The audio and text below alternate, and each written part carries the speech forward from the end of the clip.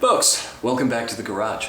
It's been a while, but today we've got a very special guest in the garage with us, and that is this 2008 Kawasaki Versys 650 that belongs to a friend of mine, which is in desperate need of a chain replacement, as we can see here. Now, this is one of my favorite jobs to do because it means I get to use my chain breaker, and who doesn't love using their chain breaker? But before we get started, let's take a look at this old chain, because there's something I want to talk about first. If you see right here, you'll notice that we have a clip-tight master link, and that means that this chain is not the original one. Furthermore, the mileage on this bike suggests that while the chain should have been replaced once, it shouldn't already need a second. And the amount of rust that we see on this chain indicates poor maintenance in its past. Now, my buddy is pretty religious about that, and so it's not fair to blame him, but somebody in this bike's past neglected their chain maintenance, and this is the result. Basically, we're going to have to replace this chain before it's time because it's gotten rusty thanks to failure to clean it. So as a lesson to those of you who may be in this position now, keep on top of your chain maintenance and you won't have to do this job nearly as often. Anyway, we're burning daylight, so let's get after this. Before we can get the bike up on the stand, we need to install something in these spool bosses in order to be able to lift it. And unfortunately, my friend ignored me when I suggested that he get himself a set of spools to make this easier in the future. So I dug a pair of bolts that should fit the spool bosses out of my bolt bag, and we're just going to thread them in here like this. You want to get them in so that they're in there pretty good. There we go. And we do one on the other side. This side tends to stick a little bit, as I recall, so we'll need a wrench for this one. There we go. With our makeshift spools installed, now we can get the bike up on the stand. Before we can break the chain, we need to get this cover off so we can loosen this front sprocket nut. One thing you gotta remember when you do this is that once you remove the chain, you're not gonna be able to hold this still in order to get the nut in here off. So we gotta do that first. And that means we need to get these two little 8mm bolts out.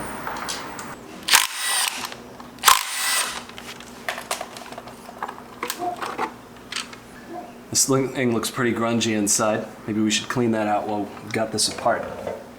Now we can see that we've got access to our front sprocket, and in order to get full access to it, we need to remove this speed sensor. And that has two 10mm fasteners that we may, you know what, we're gonna clean some of this grunge off first so we don't get it on the floor. All right, cleaning off the disgusting grunge from in here. Something else you may notice is that a lot of the grunge in here is red as if it's got rust particles in it. It's caked on there pretty good, actually. Okay. Doesn't have to be perfect. Now that we got that out of the way, then we remove these two 10mm bolts to get the speed sensor off. And our speed sensor, come on out of there. There we go. Don't lose these little dowel pins on the back. Set that out of the way. And now we've got access to our front sprocket nut, which is staked in place with this washer. Theoretically, you're supposed to replace these washers every time, but I seriously doubt my friend bought a new one, so we're going to have to reuse this. Before we can remove the nut, though, we have to unstake this. To unstake the nut, we'll use a punch with a point on it and a hammer. Put the transmission in gear so that it doesn't move around on us. There we go.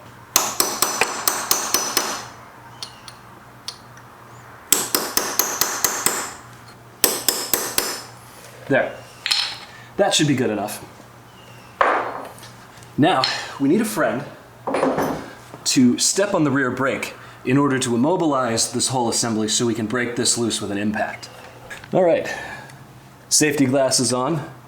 Got a 27mm socket here, and I believe this goes to the left. My lovely assistant is now going to step on the rear brake. You stepping on the rear brake? Mm-hmm. All right, rear brake stepped on. This is gonna be loud.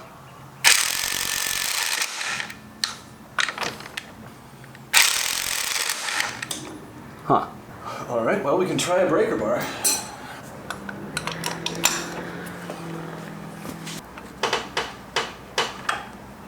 step harder. Huh. Okay, well that's unfortunate. All right, well here folks is one potential problem you may encounter in that this is too tight for you to get it off. Let's try the impact again.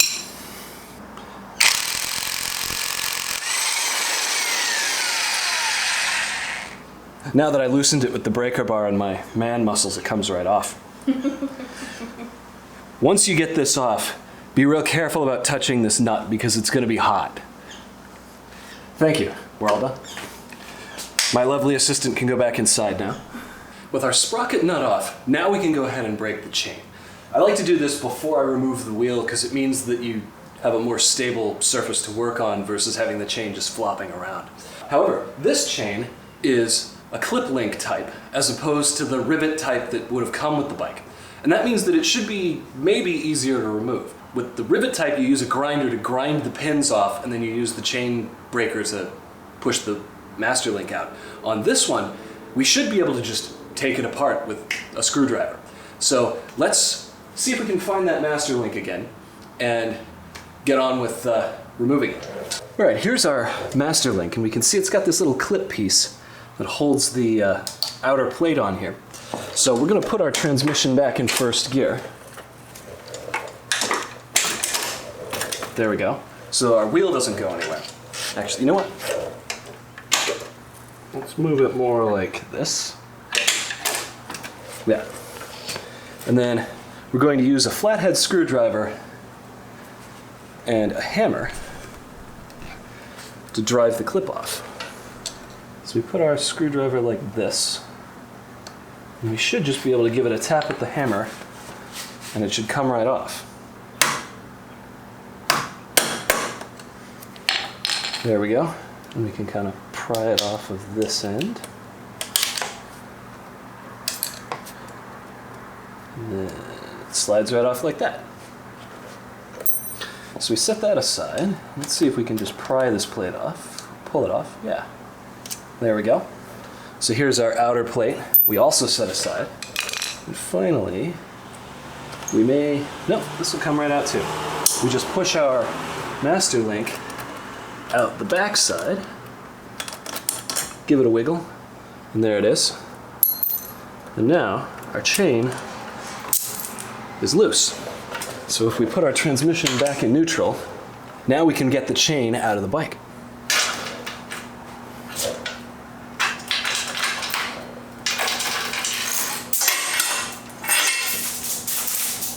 All right, next we need to remove our brake caliper here. And for that, we need this 6mm hex bit driver. So we'll remove those.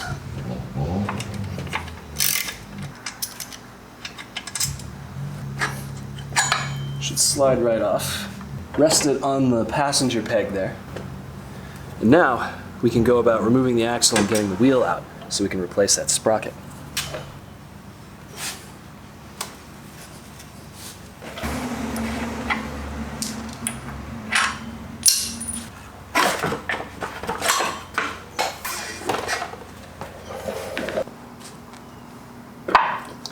All right, with our wheel off the bike, we can go ahead and get our old sprocket off.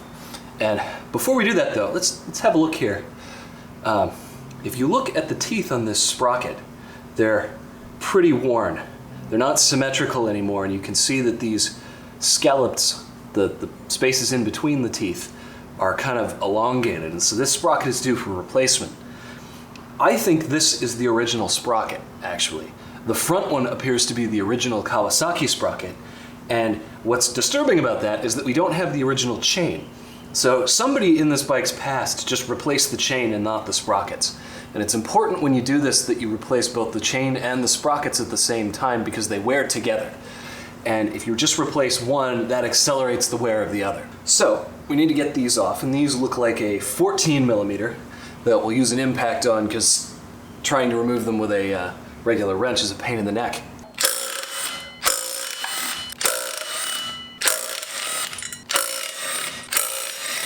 Once those are off, our old sprocket comes right off. Okay, here's our chain kit. And typically what these come with is a chain and a set of sprockets. So we'll open it up here and we've got some packaging.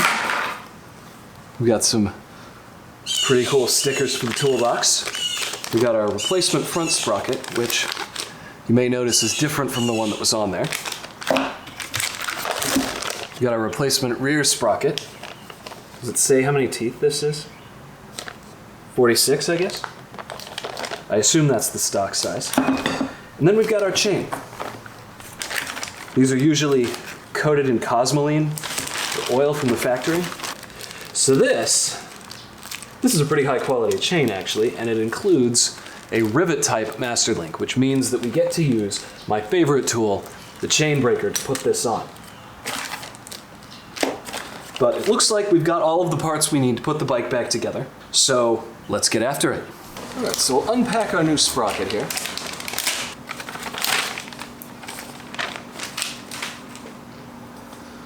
And this side with the numbering should go out, so we'll stick it on our drive hub studs. Stick our nuts on.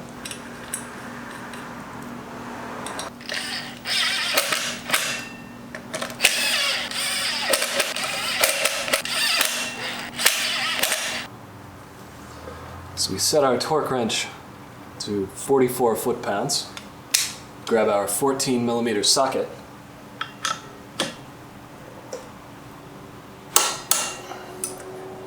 And we go with a star pattern just like they were lug nuts.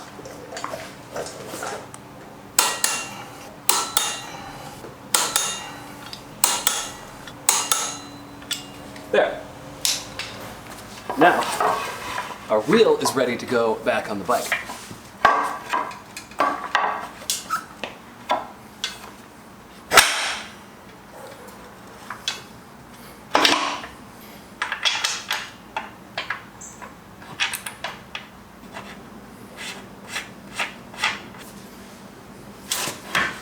All right, I got my gloves on for this part because now we really have to handle the grungy, disgusting bits.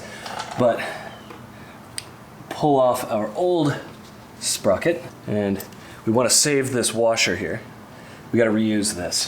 Theoretically, you're supposed to replace them every time, but we'll just use another side of it to stake the nut in place. Here's our old sprocket, and we can see that this one is a little bit different from our new one, which I'll show you in a second, but it's got these rubber coatings on it. But as we can see, and in fact, we can see much easier on this one. See how these scalloped areas for the chain pins are quite obviously elongated? This sprocket is very worn indeed. Anyway, we're done with this one, so we'll set that aside. We'll grab our new sprocket and pull it out. And it just fits right on our shaft.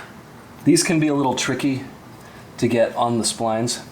It's a real tight fit. There we go. Once you get it started, it should go on the rest of the way pretty easy, just like that. So you notice I didn't use a hammer on this. I just kind of tapped it on there. With that on there now, we can put our washer back on and our nut, and we will tighten this later once we have the chain on, because it's almost impossible to torque this to the proper spec before we do that. So now that we've got that on there, I'm going to clean a little bit of the grunge out of here, because there's literal cakes of grunge. We use a little brake cleaner to help loosen some of it up.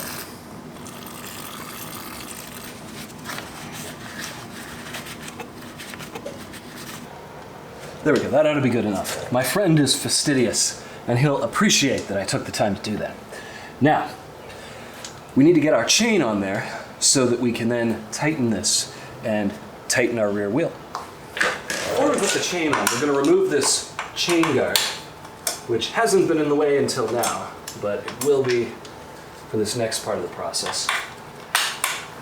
It's just these two 5mm socket head screws. So there we go. Now we got a lot more room to access this area. So we get our chain, and you'll notice that the new chain is kind of stiff and covered in goo, and that's totally okay. If it's not covered in goo, that's said. We like the goo.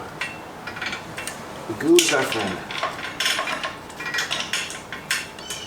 So we feed it up through the chain guide onto our new front sprocket and around our front sprocket.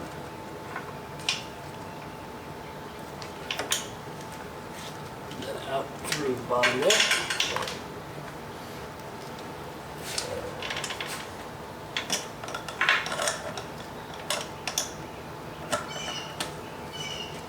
There we go.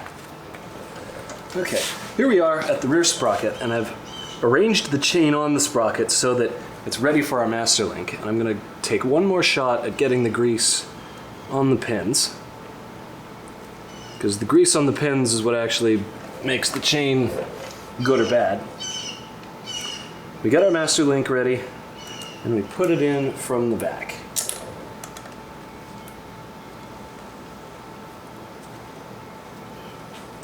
There we go. Slide it in there like that. And now we take our other two O-rings, or X-rings, and we put one of them on each of the little pin stubs. There. Like that. And finally, we get our outer plate, and we put it on there so that the words are facing outward, and when it's on the upside of the chain up here, they'll be upright. And we just kind of stick it on there for now. So we'll stick that on there, and now we're ready for one of our favorite tools, the chain breaker. All right, so here's our chain breaker, and this is a kit that includes all of the parts we need to service most motorcycle chains. The main part of it is this guy right here, which consists of a pair of concentric screws. We've got this big screw here, and then we've got a separate screw here. So for our first step, we take this anvil off, this guy, we set that aside, and we loosen this up, and we put this back plate in this side, and this front plate with the holes in it in this side. We thread our handle into it.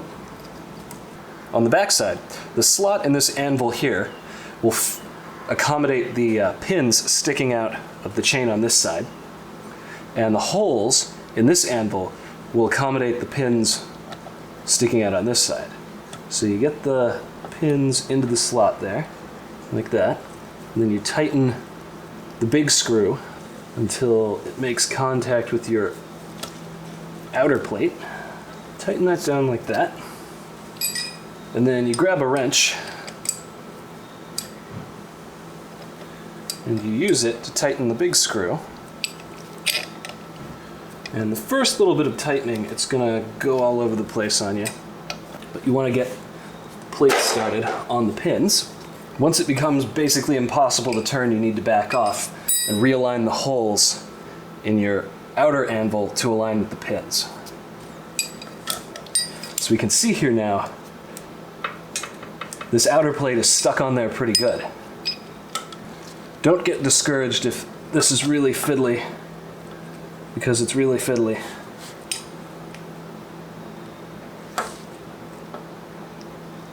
You're going to align the holes as best you can with the pins. And eventually you'll get this where you can use the pins sticking out to align this anvil so that it should go the rest of the way pretty easy. But there we go. We've got our plate on there, and now we're ready to finish off the rivets, put the rest of the bike back together.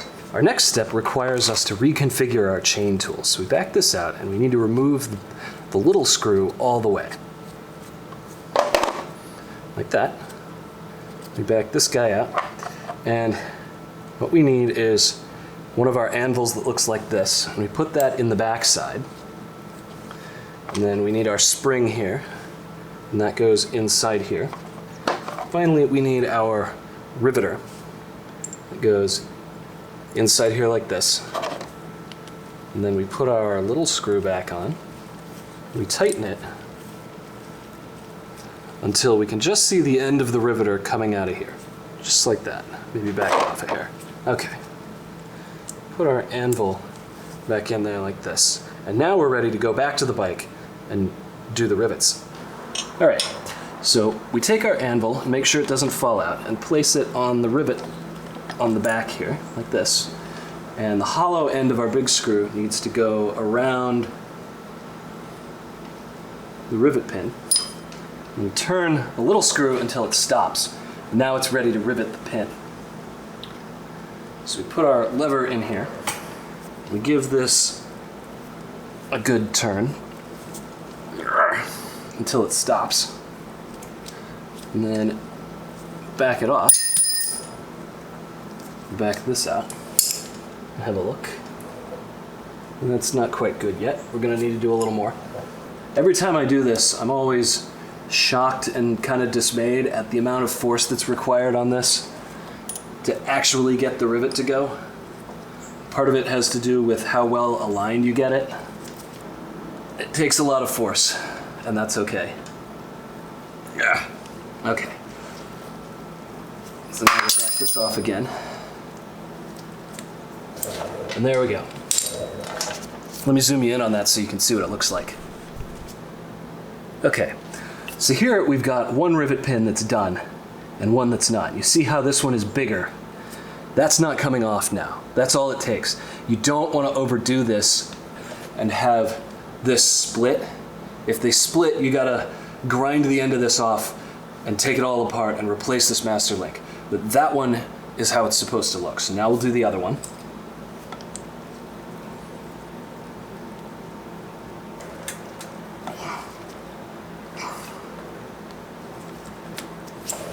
See that? They're both kind of mushroomed out on the end now, and so this plate can't escape. And it would take a tremendous amount of force to pull this plate over the rivets. With the chain on, now we need to put our rear brake caliper back on so that we can use it to hold the rear wheel still while we tighten the front sprocket nut. So we get our bolts in here. Make sure that when you reinstalled this piece is stuck on the little nipple in there. Mine is. And then we tighten our bolts down to, I don't know the torque spec off the top of my head, but snug 1 UG should be good enough. There we go, snug 1 UG. We make sure that it holds the wheel still. And now we're ready to tighten our front sprocket nut. So I get my 27mm socket on my torque wrench. I've got my torque wrench set to the torque spec, which is 92 foot-pounds. I'm actually going to put an extension on this one. And I have my lovely assistant hold the rear brake pedal, now that we've installed the caliper, which will hold the wheel still and thus the chain and allow us to torque this down. You holding it? Mm-hmm. All right.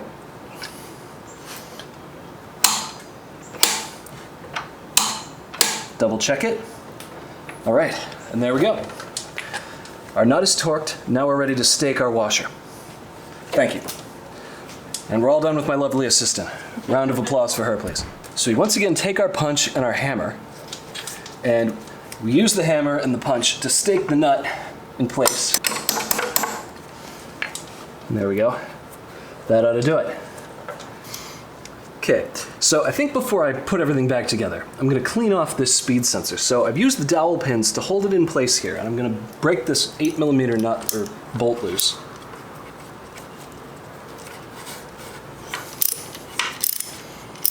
Liberate the speed sensor from it so I can at least clean the bracket up. So we got our little bolt out of there, which actually just looks rusty. We liberate, oh no, there's Loctite in there. Okay. So we've got our little metal bracket here, and I'm going to go clean this off. All right. Got our bracket cleaned up. Going to put a little dab of red Loctite on our bolt. Put our speed sensor back on. And we may have to wait until we get this bolted back down to tighten that. But so we'll put our speed sensor back in here. If you take this off and try to clean it, be sure that you still have the 2 dowel pins that go here and there before you reinstall it. Seems like it'd be real easy for those to get lost. Now we put our mounting bolts back in.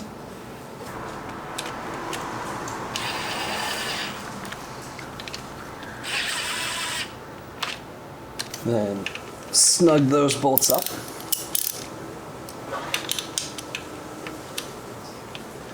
Snug one ug. Tuck our wire back in there like this. And now we tighten our bolt for the sensor.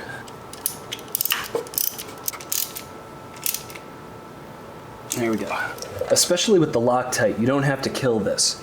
So I'm not using a torque wrench, but it's important to not get this over tight because as small as that is, it would be real easy to break it off. Next, we install our chain cover here, like this.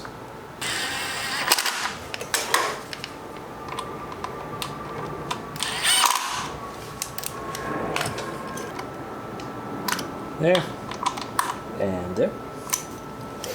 All right, here we are at the back of the bike, and I've got my chain alignment tool installed. And the way that this works is you clamp it onto the sprocket, and you look down this straight piece to make sure that it's aligned with the inner edge of the chain. And I'll show you that in just a moment. But our chain adjustment is adjusted using these bolt and nut arrangements here. There's one just like this on this side and on the other side. If you extend the bolt out by turning it this way to the left, it moves the wheel this way. On the other side, if you extend that one out, it moves the wheel back the opposite way to the right. And if you extend both of them out, it moves the wheel backwards, or if you move them in and then push on the wheel, it moves it forward. So our chain slack here looks like it's just that's actually probably just about right. But our wheel alignment is off, and we need to adjust it back this way some. So we need to go to the other side and loosen this, and then turn that bolt out in order to move the wheel back this way. All right, coming over to this side of the bike, we can see that this bolt is actually much farther in than the one on the opposite side, which would explain why our wheel is so out of alignment. So what we need to do is turn this bolt to the left, counterclockwise, so that it'll pull it out like this and get the wheel into alignment. So we're gonna go ahead and push this forward, and periodically, let me get you a better view. As you adjust the wheel, you want to periodically tap on the front of the on the back of the tire like this to make sure that it's seated up against these, because you want it to be seated up against those when you tighten everything down. But we need to turn this several turns to the left. So first we're going to break our lock nut loose, and then we're going to turn it to the left, just like this, until our alignment tool on this side aligns with the chain. There, that looks about right. So we'll go ahead and move our lock nut up here. We hold this still, tighten it down. Now that we have the chain aligned, we need to make sure that our slack is right. And according to the factory, the spec is about 1 inch of play in the middle of the chain run between our rear sprocket and our front sprocket. So if we grab it right here and we move it up and down, that is about 1 inch. And in fact, if we hold a ruler up next to it, like this, and we push it up, and we push it down, we can see that we've got about 1 inch of play there. So we're good. That means we can tighten our rear axle nut down and take the bike down off the stand. Once again, we're using our 27mm socket, which goes on this side, and the torque spec for this nut is 80 foot-pounds. So I've got my torque wrench set to 80, and there we go, 80 foot-pounds. All right, so I got my new cotter pin. Stick it into the hole there. And I grab my pliers here, and I bend one side up this way, and then we bend this side in this way, like that.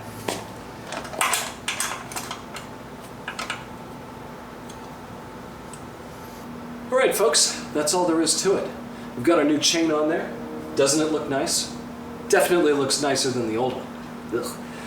Anyway, as with any job that involves touching safety critical components like the chain and that rear axle and the brake. You need to road test the bike carefully before you put it back into service. And especially make sure that the brakes are working and that it tracks straight and that it's not gonna have the wheel fall off as you get moving down the road. At this point, we can put all the tools away and take the bike down off the stands. If you had to, like I did, use bolts in these spool bosses, don't forget to remove the bolts before you ride it so that they don't accidentally get snagged on stuff. Anyway, I need to get this bike back to my buddy, and I need to test ride it before I do that, and it looks like it's gonna rain, so I should probably get on that. If you came here looking for some mechanical advice, I hope this helped you out. And if not, I hope you were at least entertained. And as always, I'll see you in the next one.